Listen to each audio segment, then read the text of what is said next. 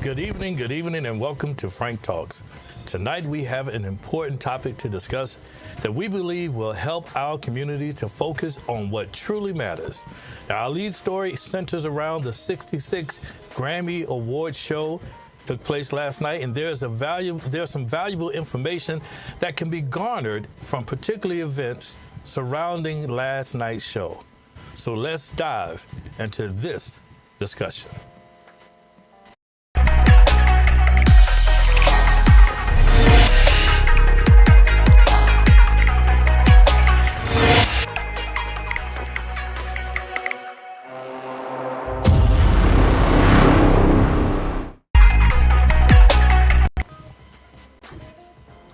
Welcome back, and thank you for joining.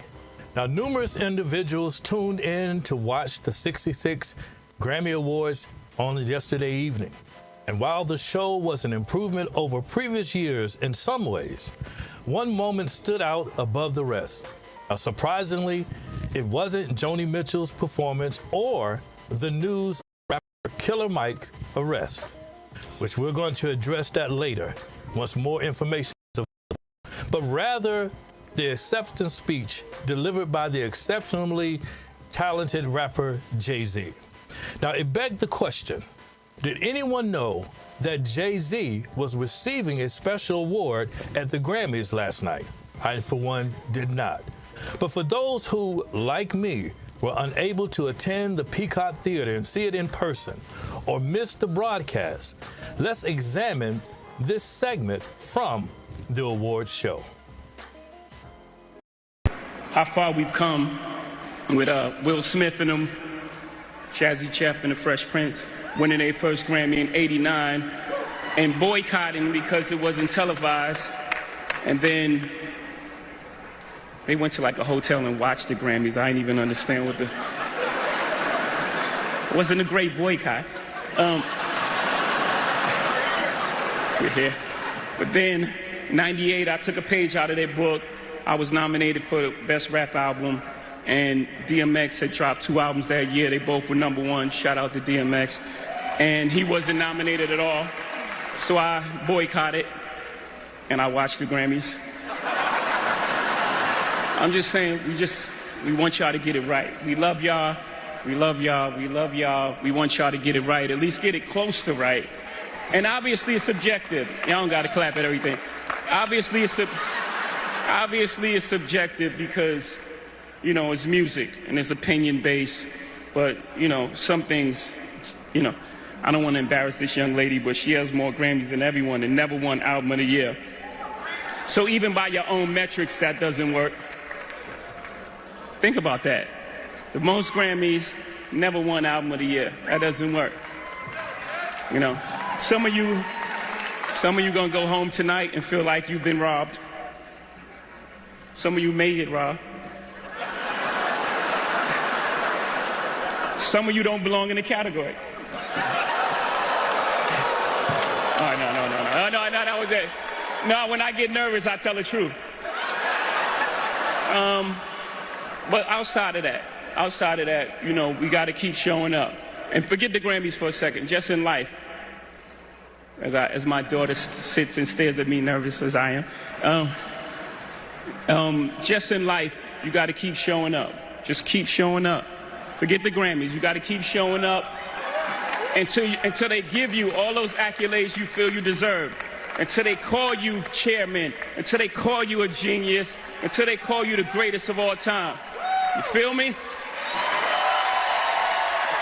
Thank you. How far we've come with Will Smith.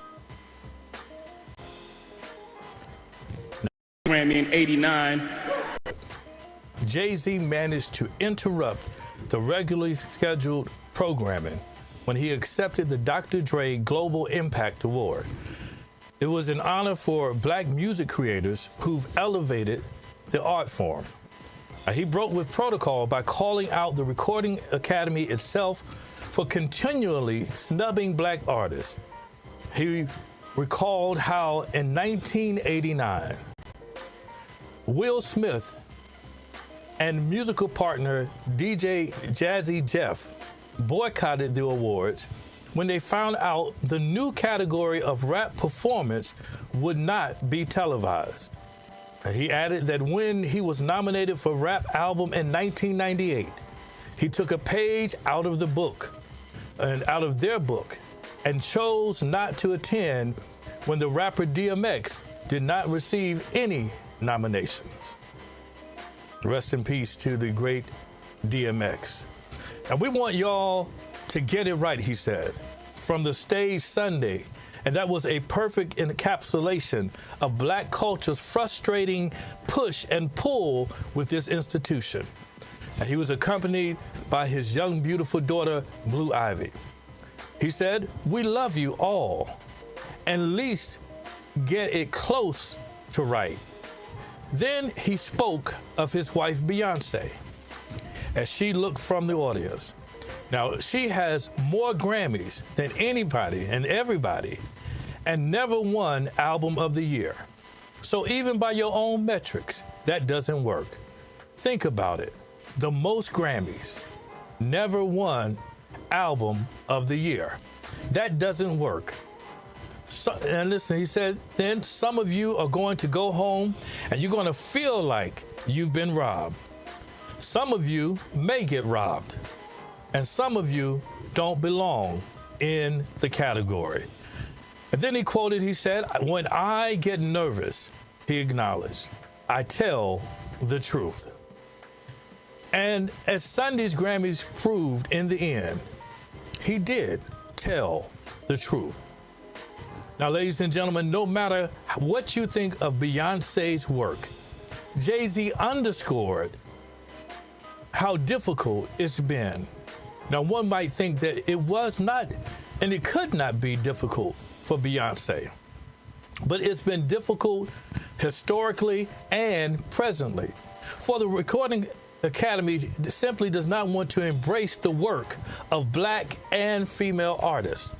Now, the significance of Jay-Z's decision to speak out at this particular moment in time cannot be overstated. More so, his daughter Blue Ivy's presence at this historical moment is undoubtedly memorable and iconic. It is a moment that she is likely to hold and to cherish for the rest of her life. Now, as a father, I want to go on record here of commending Jay-Z for demonstrating to your daughter the capabilities of genuine Black men and the difference that father can make simply by being present. Now, while some may not view this moment as inspirational, those who do can appreciate that receiving an award pales in comparison to the strength and conviction displayed by the recipient in voicing their opinion, watch this, fearlessly and unapologetically, even in the presence of those who may not concur. And this is the major step that Jay-Z did. Effecting change requires the same degree of boldness, both in our present and for generations to come. The mere presence of Blue to witness this event serves as a testament to the impact of such a display of courage. Now, shout out to Jay-Z. And you know what? I want to say personally here, I want to take a moment to say thank you, Jay-Z. Thank you for making us girl dads look good. Now, a reminder, ladies and gentlemen, to one of Jay-Z's best qualities, I would say is one of his best qualities, is his ability to self-mythologize and relate at the same time. He says here in his quote, "Keep showing up until they give you the accolades you feel you deserve, until they call you chairman, a genius, until they call you the greatest of all time." Feel me? Jay-Z's speech, while not universally agreed upon, was delivered with exceptional poise, and dignity. Now, in my view, his words were not offensive and served as an inspirational conclusion. Moreover, there are valuable lessons we can extract from his speech that might benefit. Listen, ladies and gentlemen, hear me close.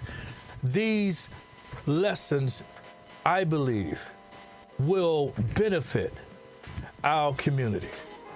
So take a moment here, and I want you to share so that our community can be engaged into this discussion. So again, let's delve deeper into tonight's commentary.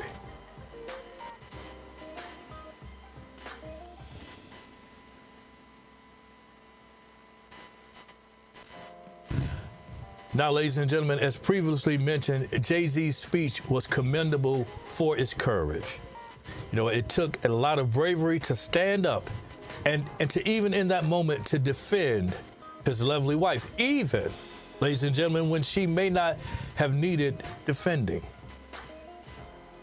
Now, Beyonce has an ardent fan base known as the Bayhive, but it must have been gratifying for her, and I would suppose that it was gratifying for her to receive unequivocal support from her husband towards her career. Again, shout out to Jay-Z.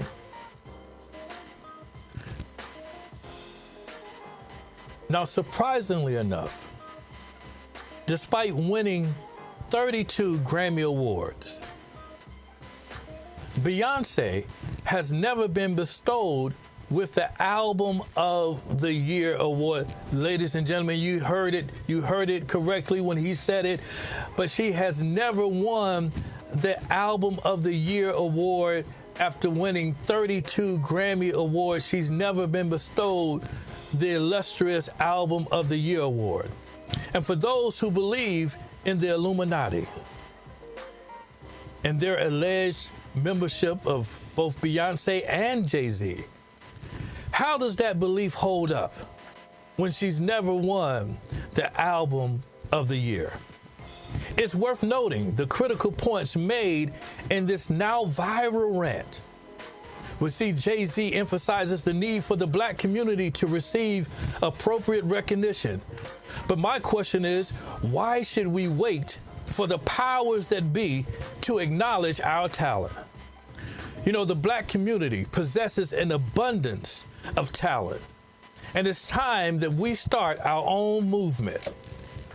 Are you with me? The revolution will not be televised. No, I'm just kidding. But listen, how many more instances of talented artists being undervalued and overlooked must we witness before we realize that we have the power to create our platform? Now, Jay-Z referenced the 1989 boycott of the Grammys by Will Smith and DJ Jazzy Jeff. And we must reflect on how many years have passed since then. Almost 35 years, I believe 35 years have passed since that 1989 boycott. My question is to you, are we too fixated on gaining approval from the establishment that we're hesitant to pursue our own path? Let me say that again. Are we too fixated on gaining approval from the establishment that we're hesitant to pursue our own path? The hard truth is that other communities have taken action to create their platforms, and I believe it's time for the Black community to follow suit. Now, it just may come to a surprise to learn that the inaugural Latin Grammys was hosted at the Staples Center in Los Angeles on September 13, 2000. September 13, 2000. The Latin Grammy Awards acknowledged exceptional accomplishments within the Latin music industry and are presented by the Latin Recording Academy. Notably, the awards celebrate works recorded in Spanish or Portuguese, irrespective of geographical location. Then you may want to know that there is also another award show called the Lo Nuestro Awards, or Premios Lo Nuestro. Now get this. that term, lo nuestro, and please forgive me for all my Spanish-speaking friends, but that term means ours. You remember years ago when there was a brand, a clothing brand called FUBU, for us, by us? Well, now they have their own version, and they said this is ours. Now, this award show is a Spanish language award show honoring the best of Latin music presented by Univision, a Spanish language television network based here in the United States. Now, this award show began in 1989. My question to you, ladies and gentlemen, is shall we continue to watch others succeed while we remain on the sidelines, waiting for them to, in the words of Jay-Z, get it right? Rather than seeking reparations and waiting for the powers to change things for us, we could possibly, and hear me close, leverage the advantages available to us and build wealth for our community. See, it's about leveraging those things that are here for our taking in order to build wealth. Wealth building is important and necessary for our community. Now, even though we are the primary consumers in the country, we don't produce much, but we have the revenue to change that. But it requires us to take action instead of waiting for someone else to get it right. Now, furthermore, I want to emphasize Jay-Z's statement. He says, keep showing up until they give you the accolades you feel you deserve, until they call you chairman, a genius, until they call you the greatest of all time. Now, my question is, who are the they that Jay-Z refers to? Now, if we're speaking and seeking recognition without knowing who the decision makers are, then we're in a very precarious position. Now, if we assume the they that they're speaking of, that he's speaking of, is the Recording Academy. The Recording Academy. Now, let me ask you, can we name at least 5 of its members? Now, I do know that there are trustees, and there's a gentleman by the name of a recording artist by the name of P.J. Morton that is a member or a trustee for the Recording Academy, just to name one. But the Recording Academy held its first Grammy Awards in 1959. Ladies and gentlemen, 1959, it is now 2024, and it seems that waiting for recognition from someone else is long overdue, and for me, in my humble opinion, no longer worth the wait. Now, in his speech, Jay-Z made a revealing statement that stood out. He says, when I get nervous, and I quote, I tell the truth. Now, while it may have taken some apprehension for Jay-Z to deliver his candid message, I, for one, am simply grateful that he did. He was the ideal person to convey it, and the timing was opportune. Now, in times like these, what we require most is the truth. Now, this applies not only to the music industry, but also to politics, also to medicine, and even to finance. Lastly, I would also include the truth concerning our faith. However, if one seeks the truth, they must be prepared, ladies and gentlemen, to handle the truth.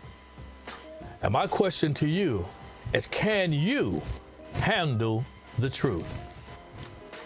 Listen, thank you for joining us on tonight. Thank you for viewing, and we look forward to serving the community as needed. Our intention is to provide candid and insightful conversations that reinforce the values of our community. We will always be here to lend our voices as required here on Frank Talks. Thank you and good night.